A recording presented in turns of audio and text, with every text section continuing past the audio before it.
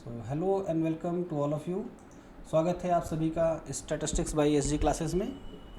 तो हम लोग एएसओ और एआरओ 2026 के लिए लाइव क्लासेस कर रहे हैं और अब तक आपने पिछली दो क्लासेस में पार्ट 1 के लेक्चर 1 को कवर किया, जिसमें आप लोगों ने स्टैटिस्टिक्स की डेफिनीशन, उसका स्कोप, उसकी ट्रस्ट एंड मिसयूज़ के बारे में जाना। और अब हम इस क्लास को आगे बढ़ाते हुए आज की क्लास में लेक्चर 2, जो कि अब लेक्चर 1 से लेक्चर 2 पे हम आ गए हैं। हमने ये लेक्चर्स इस तरीके से डिज़ाइन किए हैं जो सिलेबस पर बेस्ड होकर चल रहे हैं कि सिलेबस के पार्ट 1 में स्टैटिस्टिक्स का जो पहला पार्ट था वो लेक्चर 1 है, उसमें 2 क्लासेस हमने की, क्लास 1 एंड क्लास 2। आज हम पार्ट 1 लेक्चर 2 की पहली क्लास करने जा रहे हैं, जो टोटल नंबर ऑफ क्लास 3 होगी हमारी। तो आज की क्लास में हमारा जो मेन टॉपिक है वो है collection and presentation of data. इसके पहले कि आज की क्लास हम स्टार्ट करें, पिछली क्लासेस में हमने जो कुछ भी किया उस पर बेस्ड एक छोटा सा टेस्ट टाइप का है जो आप लोगों को देना है, तो आप लोग आंसर करेंगे। चलिए, पहला क्वेश्चन है, the statement statistics is both a science and an art was given by.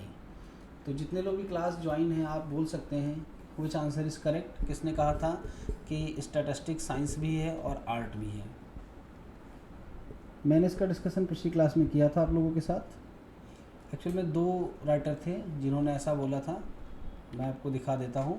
पहले थे ए.एल. बाउले, जिन्होंने कहा था statistics is science and an art, और टिपेट ने कहा था। तो एग्जैक्ट स्टेटमेंट जो मैच हो रहा है, जिसमें वर्ड बोथ से डिफरेंस हो रहा था दोनों में, तो बोथ जो है वो टिपेट का स्टेटमेंट है। इसलिए आपका जो आंसर होगा वो बी होगा। The statement statistics is both a science and an art was given by Tippett. Tippett ने एक रैंडम नंबर टेबल भी बनाई थी। अब कभी आप बाद में आपसे डिस्कशन करेंगे what is random number table. चलिए आगे बढ़ते हैं। सेकंड क्वेश्चन है, who stated that statistics is a branch of applied mathematics which specialise in data. तो ये स्टेटमेंट हमने आपको क्लास में तो नहीं पढ़ाया है, लेकिन क्वेश्चंस कराते समय बहुत सारी और चीज़ें हम कवर करेंगे, क्योंकि क्लास में डेफिनीशंस और इन सब की एक लिमिट होती है। हमने करीब 7-8 डेफिनीशंस आपको कराई। ये डेफिनेशन दी गई है प्रोफेसर आर ए फिशर। इनका नाम हमने आपसे ज़रूर डिस्कस किया था।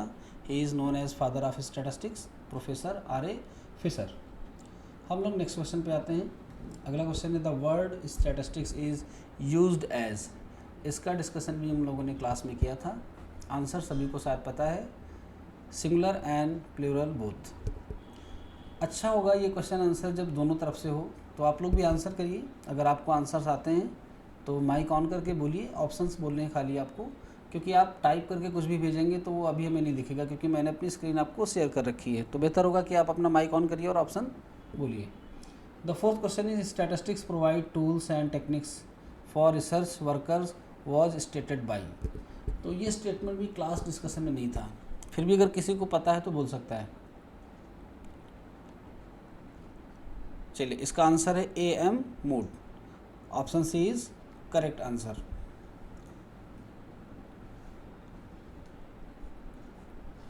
आते हैं हम लोग नेक्स्ट क्वेश्चन पर। Out of various definitions given by the following workers which definition is considered to be most exact. जितने भी स्टैटिस्टिशियन रहे हैं या बायोस्टैटिशियन रहे हैं, उन लोगों ने अपनी अपनी डेफिनेशन स्टैटिस्टिक्स की बताई। उनमें से किसको हम अगर कंपैरिजन करें तो किसको थोड़ा सा अच्छा मानेंगे या एग्जैक्ट डेफिनेशन मानेंगे, तो वो डेफिनेशन है फादर ऑफ स्टैटिस्टिक्स यानी प्रोफेसर आर ए फिशर की। Next question, who stated that there are 3 kinds of lies, damned lies and statistics. इसके बारे में कल हमने चर्चा भी की थी और एग्जाम्पल के थ्रू आपको समझाया भी था कि इस स्टेटमेंट का क्या मतलब है। तो मैं चाहूँगा आप में से कुछ लोग आंसर करें इसका। विच आंसर इज़ करेक्ट? आप बोलेंगे तो लगेगा ना कि क्लास 2A है, क्योंकि ये 1 वे क्लास की तरह लगता है ना। फिर लाइव क्लास का सेंस ही क्या है, फिर तो मैं रिकॉर्ड करके डाल सकता हूँ। तो लाइव क्लास का ही मोटो है ना कि दोनों तरफ से कन्वर्सेशन हो।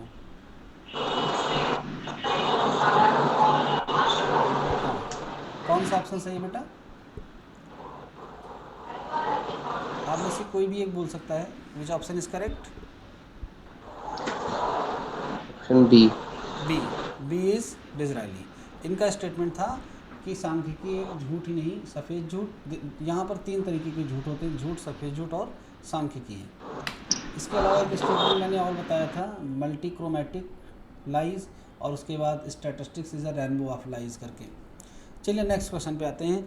Who gave the statement a well wrapped statistics is better than Hitler's big lie, it misleads yet it can not be pinned on you.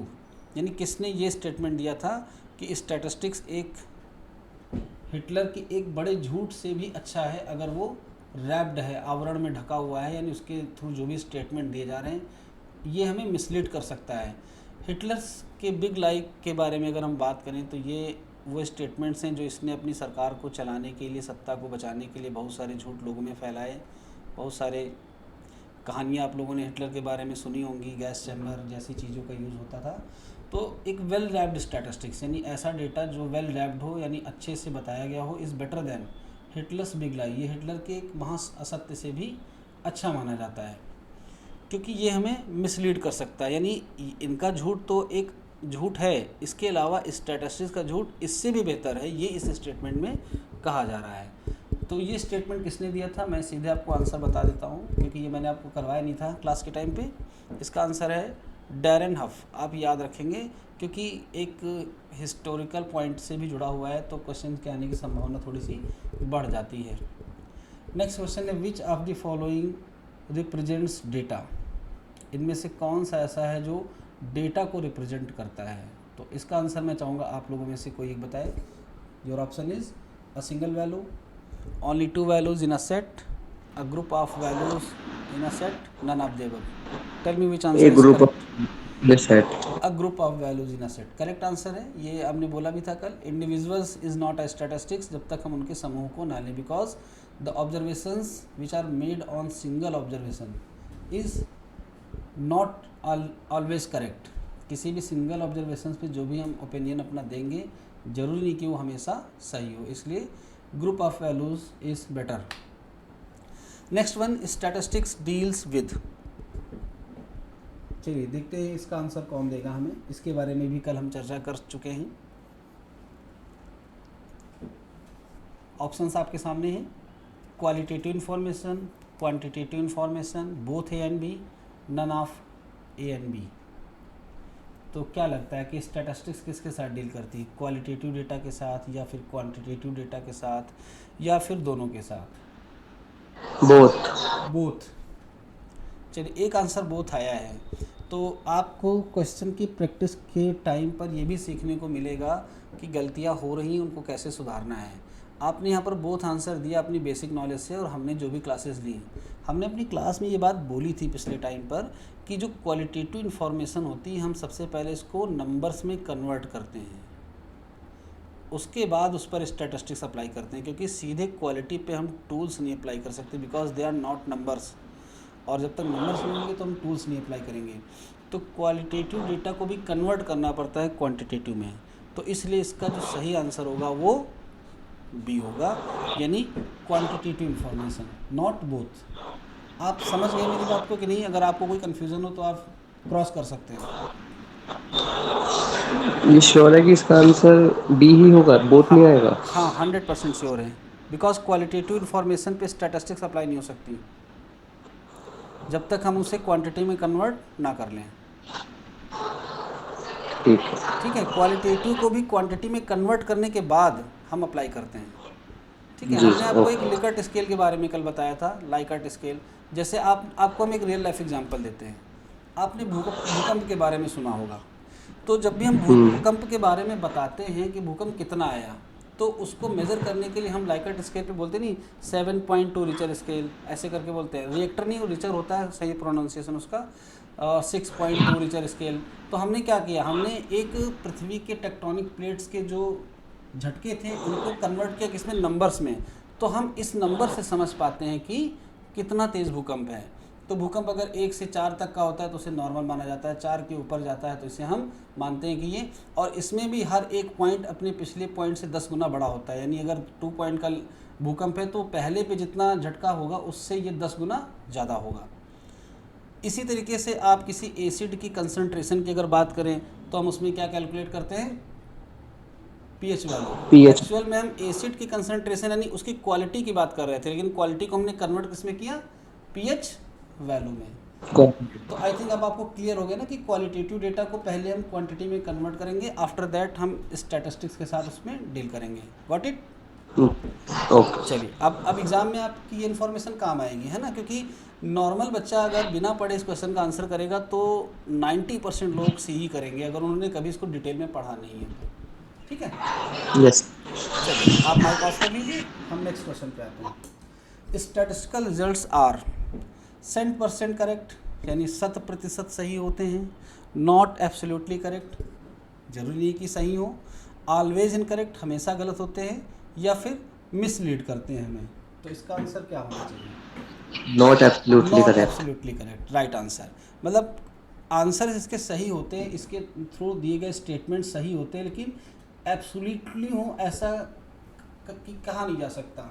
इसके लिए मैं आपको एक एग्जांपल भी देता हूँ। जैसे हमारे पास एक डाइस है, डाइस के लिए हमने स्टेटमेंट बोला कि इस पर हर एक नंबर के आने की प्रोबेबिलिटी 1/6 है। इट मीन्स कि अगर हम पासे को 6 बार फेंकते हैं तो हमारा हर एक नंबर एक बार आना चाहिए, तभी तो प्रोबेबिलिटी 1/6 होगी। लेकिन क्या ऐसा होगा, हम रियल लाइफ में अगर पासे को 6 बार फेंकें तो हर एक नंबर एक बार आएगा? तो स्टेटमेंट इज़ ट्रू, वह प्रोबेबिलिटी 1/6 है, लेकिन ऐसा रियल लाइफ में नहीं देखने को मिलेगा। तो अब प्रश्न उठता है कि स्टेटमेंट फिर कैसे करेक्ट है। तो स्टेटमेंट इसलिए करेक्ट है क्योंकि कल हमने ये भी बात बोली थी कि लॉन्ग रन या हम जब अपने सैंपल की वैल्यूज़ को बढ़ा लेते हैं तो आप पासे को 6 बार की जगह 6000 बार फेंकिए, तब भी ये ज़रूरी नहीं कि 1/6 ही प्रोबेबिलिटी हो, लेकिन नियर अबाउट 1/6 ज़रूर हो जाएगा। यानी जितने भी नंबर्स आए होंगे उनकी प्रोबेबिलिटी टेंडिंग टू 1/6 होगी। ठीक है, चलिए आगे बढ़ते हैं। तो पिछली क्लास के डिस्कशन पे ये 10 क्वेश्चंस हैं जो आपके लिए हैं। आज की क्लास में जो कुछ भी हम पढ़ेंगे इनके क्वेश्चंस को हम आगे लेकर आएंगे। तो पिछली क्लास को आप ध्यान से देखिए ताकि अगली क्लास में आप उनके क्वेश्चंस को आंसर कर पाएँ। अब हम अपना लेक्चर 2 आज स्टार्ट करेंगे, क्लास 3 लेक्चर 2, और इसमें हम जानेंगे डेटा के बारे में कि डेटा का कलेक्शन कैसे होता है, उसको प्रेजेंट कैसे करते हैं, और डेटा कितने तरह के होते हैं। तो जब हम डेटा के बारे में जानने की तरफ बढ़ रहे हैं तो हमें सबसे पहले ये जानना चाहिए कि डेटा है क्या और डेटा आया कहाँ से, डेटा हम कहाँ से कलेक्ट कर सकते हैं, ऐसे कौन से सोर्सेज हैं जो हमें डेटा प्रोवाइड करेंगे। तो हमारे रियल लाइफ में दैनिक जीवन में अगर हम बात करें तो इस समय every second millions data generate हो रहा है। अगर हम किसी साइट पे कुछ सर्च कर रहे हैं, अमेज़ॉन पे अगर हमने एक फ्रिज के बारे में सर्च किया, ये भी एक डेटा है। इस तरीके से हमारे जैसे कितने लोगों ने फ्रिज के बारे में सर्च किया होगा। तो अमेज़ॉन पे उन चीज़ों के प्राइस को अक्सर बढ़ा दिया जाता है जिसकी डिमांड ज़्यादा होती है। ये एक पूरी की पूरी एल्गोरिथम है जो बेस्ड होती है पाइथन या आर सॉफ्टवेयर पे, जिससे पता चलता है कि इस समय लोगों का इंटरेस्ट क्या है। ऐसा होता है कि दीपावली आते ही मार्केट में ऐसी दुकानें लग जाती हैं जिसमें हम गणेश लक्ष्मी की मूर्तियाँ खरीद सकते हैं, पटाखे ले सकते हैं। तो एवरीथिंग इज़ डेटा, यानी इस समय सबसे इम्पॉर्टेंट चीज़ कोई है तो वो है डेटा, और सबसे बड़ा अगर हथियार कुछ है तो वो है डेटा। तो डेटा होता क्या है, कैसे जनरेट होता है, हम कैसे इसको कलेक्ट करेंगे, इसके बारे में जानेंगे। तो डेटा को कलेक्ट करने के लिए हमारे पास बेसिकली 2 टूल्स होते हैं। एक तो ये होता है कि हम जितने लोग हैं सबका डेटा कलेक्ट करें, या फिर ऐसा भी हो सकता है कि लोगों में से हम कुछ लोगों का डेटा कलेक्ट करें लेकिन हम कंक्लूजन्स सबके बारे में ड्रॉ कर लें। इस कॉन्सेप्ट को कहते हैं पॉपुलेशन और सैंपल का कॉन्सेप्ट। पॉपुलेशन हमेशा ऐसी होती है, अब पॉपुलेशन टर्म्स को आप लोग थोड़ा सा समझेंगे। पॉपुलेशन के बारे में अगर अब कभी भी आप एक नॉर्मल पर्सन से पूछेंगे तो वो उसका आंसर ये होगा कि किसी जगह पर रह रहे लोगों की संख्या, the number of people living at a certain place. तो ये पॉपुलेशन होती है, लेकिन स्टैटिस्टिकल टर्म में पॉपुलेशन अलग होती है। अब मान लो हमें एक स्टडी करनी है कि किस कंपनी का आरओ प्यूरीफायर ज़्यादा अच्छा है, तो हमारे लिए पॉपुलेशन वो लोग होंगे जिनके घर में आरओ लगा हुआ है, that is called targeted population. तो अब पॉपुलेशन की स्टडी करने के लिए हम सबका डेटा कलेक्ट करेंगे, यानी हम सबके पास जाएंगे, सबसे पहले उससे पूछेंगे कि आपने किस कंपनी का आरओ लगवा रखा है। उसका जो भी आंसर आएगा हम उसे फिल करेंगे।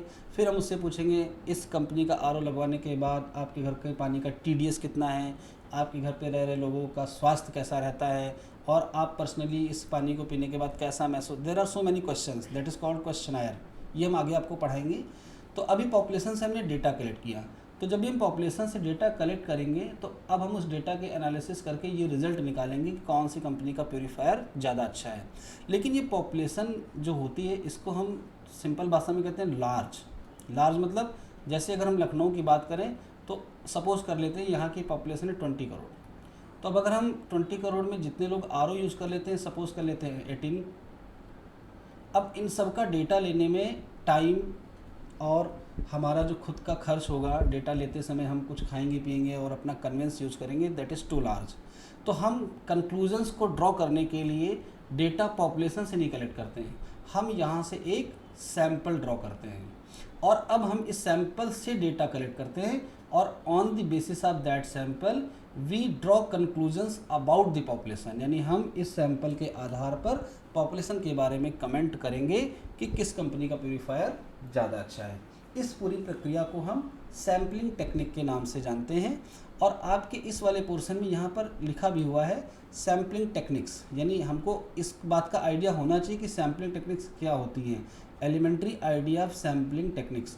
तो आगे की क्लास में हम सैम्पलिंग टेक्निक कुछ जो आपके लिए इम्पोर्टेंट मुझे लगेंगी मैं उसका डिस्कशन आपसे करूँगा।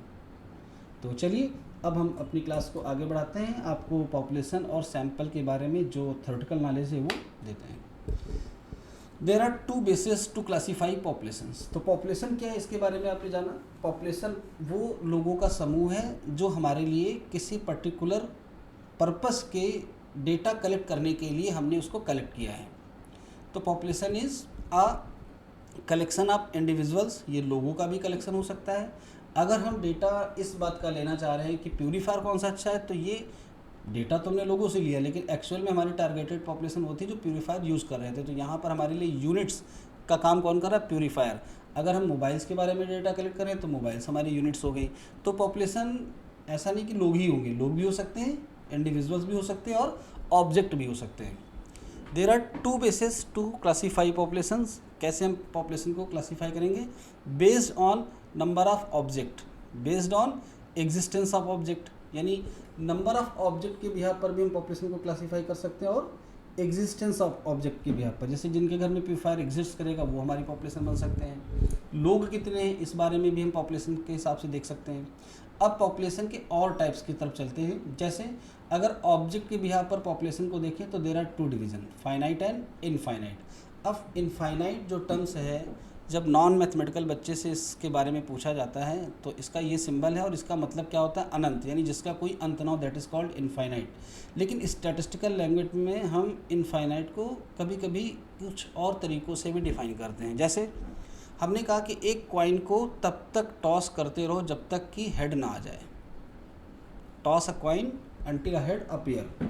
तो हेड ना आने तक अगर कोई बच्चा कॉइन को टॉस कर रहा है और हम उससे पूछें कि आप पहले ही बताओ कि आपने सिक्के को कितनी बार टॉस किया, तो जिस बच्चे का पहली बार हेड आएगा वो 0 बार टॉस कर रहा होगा, सॉरी वन टाइम्स। जिसका दूसरी बार में हेड आया तो वो 2 बार टॉस कर रहा होगा। इस तरीके से हम इसको इनफाइनाइट तक, यानी हम ये डिफाइन ही नहीं कर सकते कि किसका हेड कितनी बार में आएगा। तो ऐसी पॉपुलेशन भी एग्जिस्ट करती हैं जिनके लिए हम पहले से कमेंट नहीं कर पाते हैं कि एक्चुअल में क्या होगा, that is called infinite population. यहाँ पर सबको पता है कि अगर किसी सिक्के को टॉस करना स्टार्ट करेंगे तो 10 बार 20 बार 50 बार में हेड आ ही जाएगा, लेकिन कंफर्म नहीं कि किस बार में आएगा, इसलिए हम इसको इनफाइनाइट कहते हैं। तो इनफाइनाइट का एक नाम और हम लिख सकते हैं, अनडिफाइंड। बाकी हम एग्जाम्पल के थ्रू भी समझेंगे कि कैसे इनफाइनाइट पॉपुलेशन एग्जिस्ट करती है। सबसे पहले आते हैं फाइनाइट पॉपुलेशन में। हमारा इंटरेस्ट है स्टडी करने में कि जो बच्चे ग्रेजुएशन कर चुके हैं उनका जॉब प्रेफरेंस क्या है, यानी वो गवर्नमेंट जॉब की तरफ जाना चाह रहे हैं या फिर पब्लिक सेक्टर में जाना चाह रहे हैं, टीचर बनना चाह रहे हैं, डॉक्टर बनना चाह रहे हैं, एसेट्रा। तो जब हम जॉब प्रेफरेंस के लिए बच्चों को कलेक्ट करेंगे तो वो किसी कॉलेज या किसी यूनिवर्सिटी के होंगे। तो अगर किसी यूनिवर्सिटी में नंबर ऑफ़ स्टूडेंट्स की बात करें तो ये हमारे लिए कैसा समूह होगा, फाइनाइट, क्योंकि हम इन्हें काउंट कर सकते हैं। A population is said to be finite if the number of individuals या फिर observations is fixed, that is finite. अगर ये फाइनाइट है तो हम इसे फाइनाइट पॉपुलेशन कहेंगे। अब इनफाइनाइट की तरफ चलते हैं। A population is said to be infinite if it is composed of infinitely large number of individuals. अगर इसमें ऐसे लोगों का ग्रुप आ जाए जिसको हम काउंट ना कर सकें, जैसे किसी पेड़ पर पत्तियाँ हैं, उनको गिना जा सकता है, लेकिन फिर भी हम उसको गिनने में असमर्थ हैं। ये हमारे लिए कैसी पॉपुलेशन का काम करती है? इनफाइनाइट पॉपुलेशन का टास्क। यानी हम क्लियरली डिफाइन करके नहीं बता सकते कि how many leaves on a tree.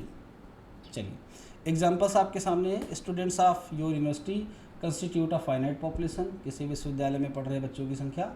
Leaves of a tree constitute an infinite population. Here infinite means very large, यानी जब थोड़ा सा बड़ा पॉपुलेशन हमारे लिए होता है जिसको गिनने के लिए हम असमर्थ हो जाते हैं, दैट इज़ कॉल्ड इनफाइनाइट। एक एग्जांपल मैंने यहाँ पर और अभी जो आपको बताया वो भी मेंशन है, tossing a coin until a head appear. तो इसमें हम क्या गिन रहे हैं? इसमें हम गिन रहे हैं नंबर ऑफ टॉसेस, यानी कितनी बार हमने कॉइन को टॉस किया। चलिए आगे बढ़ते हैं पॉपुलेशन के दूसरे प्रकार पे, जिसको हम कहते हैं रियल और हाइपोथेटिकल पॉपुलेशन। यानी कभी कभी पॉपुलेशन रियल में होती है, यानी जो चीज़ें हम कलेक्ट कर रहे हैं वो हमें दिख भी रही होती हैं, और कभी कभी पॉपुलेशन को हम सपोज कर आगे बढ़ते हैं। A population is said to be real, true और existence if it contains concrete and existing objects, यानी हमें दिखाई पड़े। For example the workers in factory, किसी कंपनी में काम कर रहे लोग, ये हमारे लिए एक रियल पॉपुलेशन है। अब आते हैं नेक्स्ट वाली पे। A population is said to be hypothetical और artificial if it is imaginary, यानी हमने इसको सिर्फ सपोज किया, अभी हमारे पास है नहीं। चलिए देखते हैं कैसे। It is constructed hypothetically on a paper, यानी हमने इसको सपोज किया और बनाया है by the statistician in his laboratory. This is done to illustrate certain statistical principle, और हम इसको किस लिए करते हैं? ताकि हम सांख्यिकी के कुछ सिद्धांत को समझ पाएँ, जैसे कि the possible outcomes of head and tails in tossing a coin, यानी किसी एक सिक्के को टॉस करते समय possible outcomes of head and tails क्या होंगे। यानी हमने कॉइन को 10 टाइम्स टॉस किया, अब हमारी हाइपोथेटिकल पॉपुलेशन क्या क्या हो सकती है? देखिए किसी बच्चे का 7 बार हेड आएगा, किसी का 3 बार टेल आएगा, 6 टाइम्स 4 टाइम्स, ऐसी ये पॉपुलेशन वेरी करेगी। तो ऑन पेपर हम इसको क्या करते हैं? सपोज करते हैं। सपोज क्या करते हैं? अगर प्रोबेबिलिटी इक्वल है तो हम सपोज करेंगे कि 5 टाइम्स हेड आएगा एंड 5 टाइम्स टेल आएगा। चलिए इसमें किसी को कोई डाउट या कोई क्रॉस क्वेश्चन? मैं मूव करता हूँ नेक्स्ट स्लाइड पे। सैंपल। अब पॉपुलेशन का एक छोटा सा हिस्सा जो उससे कलेक्ट किया गया हो, इसे हम कहते हैं sample. A part of population selected to know something about the population is called a sample, यानी हम कुछ जानना चाहते हैं पॉपुलेशन के बारे में, लेकिन पॉपुलेशन इज टू लार्ज, तो हम इससे एक सैंपल कलेक्ट करेंगे और फिर हम सैंपल से इंफॉर्मेशन लेकर आगे बढ़ेंगे। The number of individual selected in a sample is called its size. जितने लोगों को हम अपने सैंपल में शामिल करेंगे वो इस सैंपल का क्या कहलाएगा? साइज़। सैंपल के बारे में थोड़ी सी बातें हम आपको और बताएंगे जो मैंने यहाँ पर मेंशन नहीं की, लेकिन आपके लिए जाना ज़रूरी है। सैंपल के बारे में एक बात की जाती है कि सैंपल शुड बी रैंडम। इसका मतलब क्या होता है हम आपको समझाते हैं। सैंपल एक एग्जांपल से आपको हम समझाने की कोशिश करेंगे कि ये रैंडम कैसे है। जैसे अभी हम अगर आज के 20-25 साल पीछे जाएं, जब इंटरनेट इतना अच्छा नहीं था, मोबाइल्स लोगों के हाथ में नहीं थे, फिर भी हमें कम्पिटिटिव एग्ज़ाम देने के लिए अलग अलग सिटीज़ में जाना पड़ता था। तो किसी शहर में जब हमें किसी सेंटर को ढूंढना होता था तो हम कुछ लोगों से उसके बारे में पूछते थे। तो सपोज़ हम किसी स्टेशन पर पहुँचे तो उस स्टेशन पर जितने भी लोग हैं ये हमारे लिए क्या है? पॉपुलेशन है। यानी हम इनमें से किसी से भी पूछ सकते हैं कि सेंटर हमारा कहाँ पे है, लेकिन क्या हम सबसे पूछेंगे? क्योंकि हमें तो वो इन्फॉर्मेशन निकलवानी है जो हमें बस बता दे कि हमारा सेंटर कहाँ है। तो सबसे पूछने के बाद अगर आंसर सेम आ रहा है तो टाइम वेस्ट करना है ये केवल, इसलिए हम क्या करेंगे? अपने पॉपुलेशन से कुछ लोगों को सिलेक्ट करेंगे। अब यहाँ पर ये कॉन्सेप्ट भी आएगा कि जो सिंगल ऑब्जर्वेशन है वो स्टैटिस्टिक्स क्यों नहीं है। तो अगर मान लो किसी एक पर्सन से आपने पूछा कि भैया ये सेंटर कहाँ है, तो अक्सर ऐसा होता है कि अनजान शहरों पर में जाने पर लोगों के साथ लूटपाट हो जाती है। तो अगर ये व्यक्ति ऐसा है जिसके मन में दूषित भावनाएं हैं, तो ये आपको उस सेंटर की लोकेशन ऐसी बताएगा जहाँ पे जगह ऐसी हो जहाँ लोग ना हो, और फिर वहाँ जाने पर ये आपको फॉलोअप करेगा और आपके साथ घटनाएं हो सकती हैं। तो single observation is not sufficient. हमारे लिए एक आदमी जो हमें इन्फॉर्मेशन दे, ज़रूरी नहीं है कि वो सही बता रहा हो।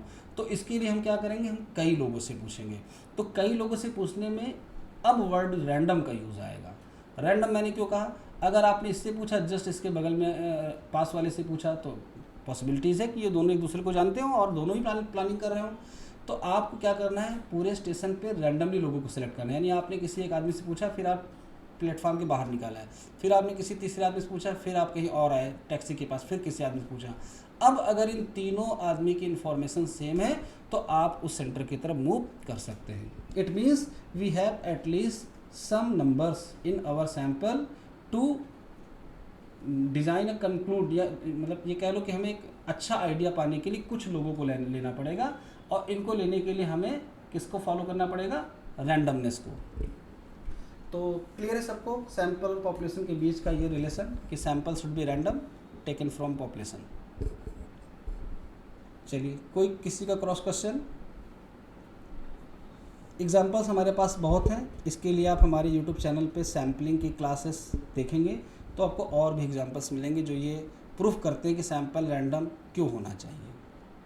आज की इस क्लास एसओ यारो में हम इस पर और डिटेल में नहीं जाएंगे, आगे बढ़ते हैं अपनी नेक्स्ट स्लाइड की तरफ। अब जो डेटा हम कलेक्ट करने जा रहे हैं, सबसे पहले हम जानेंगे कि डेटा कितने तरह का होता है।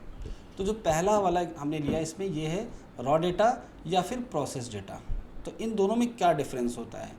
हम जब किसी डेटा को पर्सन से कलेक्ट करते हैं और हम उससे अपने रिजल्ट्स ना निकाल पाएँ, that is called raw data. जैसे एग्जांपल के तौर पे हम आपको बताते हैं कि हमें एक कंपटीशन में भाग ले रहे प्रतिभागियों का रिज़ल्ट निकालना है कि कौन फर्स्ट आया और कौन सेकेंड आया, और उस कंपटीशन में दो लोग बैठे थे जो उन प्रतिभागियों को यानी कंपटीटर्स को नंबर्स असाइन कर रहे थे, इंटरव्यूअर 1 एंड 2। ये सारे वो कैंडिडेट हैं जो इस कंपटीशन में भाग ले रहे थे। तो अब इन इंटरव्यूअर ने सारे नंबर अपने दे दिए। अब हम प्रोसेस डेटा कैसे करेंगे? हम इनका स्कोर एक्चुअल जानने के लिए डिफरेंट स्टैटिस्टिकल टेक्निक्स अपनाएंगे। कैसे? हम इनका एवरेज ले सकते हैं। एवरेज लेने के बाद जिसका स्कोर ज़्यादा होगा वो फर्स्ट पोजीशन पे आएगा, जिसका कम होगा वो सेकंड पोजीशन पे आएगा। अगर ये नंबर्स नहीं है, रैंक हैं, रैंक मतलब ये स्कोर्स हैं, इट मीन्स इसकी पहली रैंक इसकी दूसरी रैंक है, तो हो सकता हो कि ये नंबर्स ना हो, इस रैंक हो। तो रैंक के साथ डील करने के लिए हमारे पास एक अलग स्टैटिस्टिकल टेक्निक होती है। उसके थ्रू हम जानते हैं कि अब हम इन दोनों इंटरव्यू को मिलाकर कैसे हम फाइनल स्कोर बनाएं और इन कैंडिडेट्स का रिज़ल्ट बताएं कि कौन फर्स्ट पोजीशन पे और कौन सेकंड पोजीशन पे है। और इसके रियल लाइफ एग्जांपल आपके सामने देखने को मिलते हैं। आईएएस की परीक्षा का जब अंतिम परिणाम आता है तो वो 3 परीक्षाओं से मिलकर बना होता है, प्री, मेंस एंड इंटरव्यू। इनके स्कोर्स को ऐड करके नॉर्मलाइजेशन की प्रक्रियाएं अपनाई जाती है। अब ये नॉर्मलाइजेशन क्या होता है, इसके लिए स्टैटिस्टिक्स को थोड़ा सा डीप पढ़ना पड़ेगा।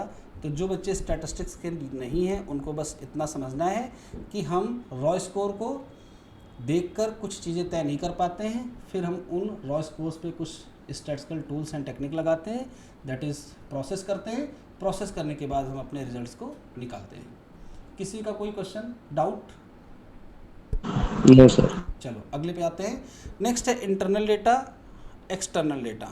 डेटा को इंटरनल और एक्सटर्नल में बाइफर्केशन करने के लिए हम एग्जांपल्स से समझेंगे। हम बताएंगे आपको कैसे इंटरनल और एक्सटर्नल डेटा होता है। जब डेटा हम किसी पर्सन से डायरेक्टली ले लेते हैं तो वो इंटरनल डेटा कहलाता है, लेकिन उस व्यक्ति के बारे में जब हम दूसरों से पता करें that is called external data. Example, जब शादी के लिए हम लोग किसी शहर में जाते हैं तो पहला ऑप्शन होता है कि जिसके घर जाना है हम सीधे उसके पास पहुँचें और उसके बारे में पूछताछ करें, जानकारी हासिल करें, दैट इज़ इंटरनल डेटा। लेकिन अगर हम डायरेक्ट उससे नहीं मिलना चाहते हैं तो हम उसके आसपास रह रहे लोगों से उसके बारे में जानकारी इकट्ठा करते हैं। ये हो गया एक्सटर्नल डेटा।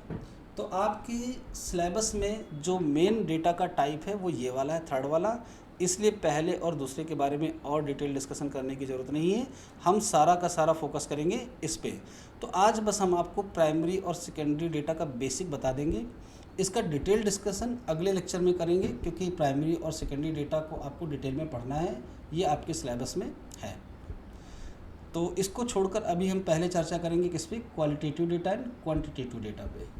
जब हम डेटा लेते समय सीधे डेटा को नंबर्स पे नोट कर पाएँ। फॉर एग्जांपल, अगर हमको ये स्टडी करनी है कि किसी शहर में रह रहे लोगों की हाइट में क्या इंक्रीमेंट हो रहा है, तो हम इस शहर के लोगों की हाइट को लेकर स्टडी करेंगे और हाइट को हम डायरेक्टली न्यूमेरिकल में कन्वर्ट कर सकते हैं। That is called quantitative data. ये क्या क्या कहलाता है, संख्यात्मक डेटा, क्वांटिटेटिव। लेकिन अगर हम क्वालिटी को लेकर डिस्कशन करें तो क्वालिटी को लेकर डिस्कशन में एक बार मुंबई में एक सर्वे हुआ था कि वहाँ पर पैसों से भरे पर्स गिराए गए थे और ये देखा गया था कि उसमें एड्रेस भी डालकर रखा गया था और ये देखा गया था कि कितने पर्स वापस आते हैं। तो ये भारत के कई शहरों में किया गया और इसका मेन पर्पस ये था कि किस शहर के व्यक्ति कितने ज़्यादा ईमानदार हैं ये पता करना। उसके रिज़ल्ट में आया था कि मुंबई का जो नंबर ऑफ़ पर्स जितने गिराए गए थे वहाँ से ज़्यादा है। तो यहाँ से क्वालिटेटिव डेटा क्या कलेक्ट हुआ कि यहाँ के लोग ज़्यादा ईमानदार हैं, कंक्लूज़न निकला। लेकिन इसके कंक्लूज़न स्टैटिस्टिकल कंक्लूज़न है तो हमें मिसलीड भी कर सकते हैं। डिपेंड करता है कि जिन जिन पर्सनस को पर्स मिला वो कैसे हैं पर्सनली। तो हम on the basis of some number of पर्स ये कंक्लूड नहीं कर सकते कि कौन सा शहर कितना ईमानदार है। तो आप क्वालिटेटिव और क्वांटिटेटिव के बीच के डिफरेंस को समझ रहे हैं। क्वालिटी में हम और चीज़ें भी ले सकते हैं, जैसे ब्यूटी कॉन्टेस्ट होते हैं। तो ब्यूटी कॉन्टेस्ट में हमें कोई नंबर नहीं असाइन करना होता है, बस हमें ये देखना होता है कि किसकी सुंदरता कितनी ज़्यादा, उसके बिहाफ पे हम अपने रिजल्ट्स अनाउंस करते हैं। तो दैट इज़ क्वालिटेटिव डेटा। जब हमें किसी की क्वालिटी के बारे में पता चले वो क्वालिटेटिव डेटा है, और जब हमें सीधे नंबर्स असाइन हो मिल जाए that is called quantitative data. जब हम बात करते हैं क्वांटिटेटिव डेटा की तो इनको दो पार्ट्स में डिवाइड कर सकते हैं। पहला है डिस्क्रीट, दूसरा है कंटिन्यूस। अब डिस्क्रीट और कंटिन्यूस के बीच के डिफरेंस को समझना ज़रूरी है, इस पर बेस एक नंबर का क्वेश्चन बन सकता है। क्या होता है डिस्क्रीट, हम बताते हैं आपको। जब हम किसी क्लास में पढ़ रहे बच्चों के नंबर्स के बारे में बात करें तो आपका आंसर क्या आएगा, 25, 30। कभी भी आपका आंसर ऐसा नहीं आएगा कि इस क्लास में 22.5 चिल्ड्रंस पढ़ रहे हैं। तो जब हमारी वैल्यूज़ फ्रैक्शन में ना हो, इट मीन्स 1 to 1 करस्पॉन्ड करे with the set of positive integers, यानी इनके नंबर्स को हम डायरेक्टली इंटीजर्स में लिख पाएँ, पूर्ण अंक में लिख पाएँ, जो अंक पूर्ण हों, तो इन्हें हम कहते हैं डिस्क्रीट डेटा। अब इसके एग्जांपल्स हम आपको बताते हैं। Number of tree in a orchard, किसी बगीचे में लगे हुए पेड़ों की संख्या, हम इनको गिन सकते हैं। किसी घर में रह रहे सदस्यों की संख्या, किसी एक मॉल में खड़ी कारों की संख्या, ये सारे के सारे कैसे डेटा है, डिस्क्रीट डेटा है। अब बढ़ते हैं हम कंटिन्यूस की तरफ। कंटिन्यूस डेटा वो होता है जिन्हें हम पूर्ण अंक में भी लिख सकते हैं और फ्रैक्शंस में भी लिख सकते हैं। इसका एग्जांपल हम आपको बताते हैं। जब हम अपना वेट लेते हैं तो अगर आप वेट मशीन पे वेट ले रहे हैं और वेट मशीन की जो सुग्राहिता है यानी एक्यूरेसी है वो अच्छी है, यानी वो डेसिमल के कई प्लेसेस तक आपको वेट बताती है, तो आपका वेट इस तरह से कुछ आएगा, 90.126, 70.8, इस तरीके से। तो किसी भी पर्सन का वेट ऐसा नहीं आएगा कि 50 आए, फिर 51 आए, फिर 55 आए, यानी उसमें डेसिमल प्लेसेस भी इन्वॉल्व रहेंगे। तो फ्रैक्शनल वैल्यूज़ जिसमें इसमें होती हैं वो सारे के सारे डेटा हमारे लिए कैसे होते हैं, कंटिन्यूस होते हैं।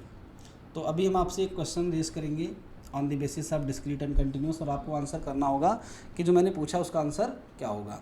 कुछ एग्जांपल हम आपको और बता दें, जैसे टेम्परेचर डिग्री सेल्सियस में जब हम इसे रिकॉर्ड करते हैं तो ये हमारे लिए कंटिन्यूस डेटा है। इसके अलावा वेट हो गया, हाइट हो गई, ये भी हमारे लिए कंटिन्यूस डेटा है। तो अब हमारा क्वेश्चन है ये कि किसी बगीचे में लगे पेड़ों की ऊंचाई, ये कैसा डेटा मिलेगा अगर हम इसको कलेक्ट करते हैं, ये डिस्क्रीट होगा या कंटिन्यूस होगा? कंटिन्यूस। कंटिन्यूस होगा, क्योंकि हमने बात की है हाइट की, यानी पेड़ों की ऊंचाई की।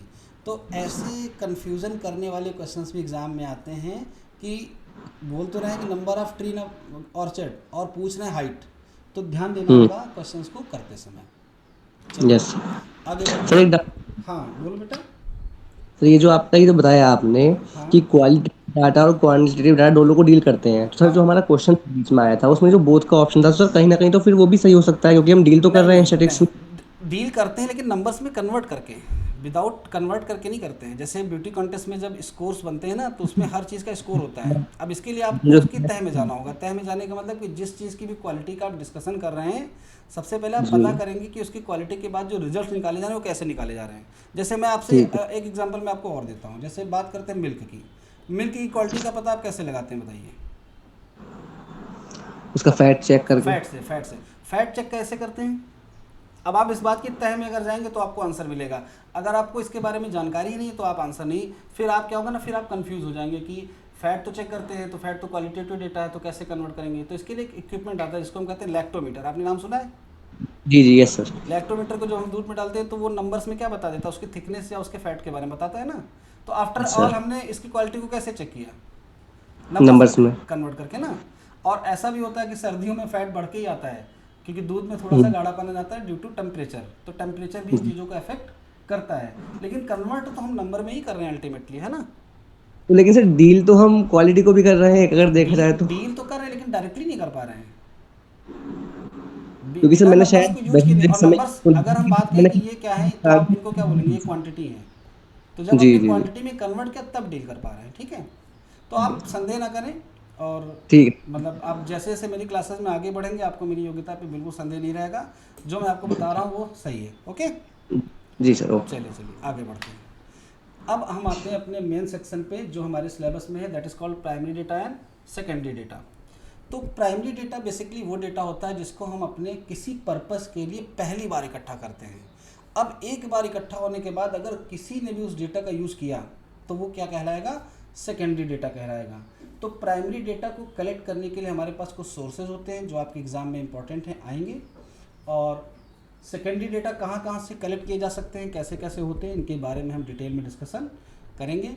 फिर इनके बीच के डिफरेंसेस को देखेंगे। तो आज की क्लास को हम ज़्यादा बड़ा ना करते हुए अपनी क्लास को यहीं पे स्टॉप करेंगे। और आप लोगों को नोटिफिकेशंस बराबर मिलता रहे इसलिए आप स्टैटिस्टिक्स बाय एसजी एप्लीकेशन को प्ले स्टोर से डाउनलोड कर लें, क्योंकि क्लास का जो लिंक और नोटिफिकेशन है वो उस ऐप पे इजीली आता है। बाकी आप बने रहें हमारे साथ और यूट्यूब पे कमेंट करके ज़रूर बताएं आपको क्लासेस कैसी लग रही हैं। तो और किसी का कोई क्वेश्चन, कोई डाउट? नो सर, कोई चलिए डाउट नहीं है आज की ठीक क्लास है, से। मिलते हैं फिर हम लोग नेक्स्ट क्लास में। थैंक यू, जय हिंद। Thank you sir.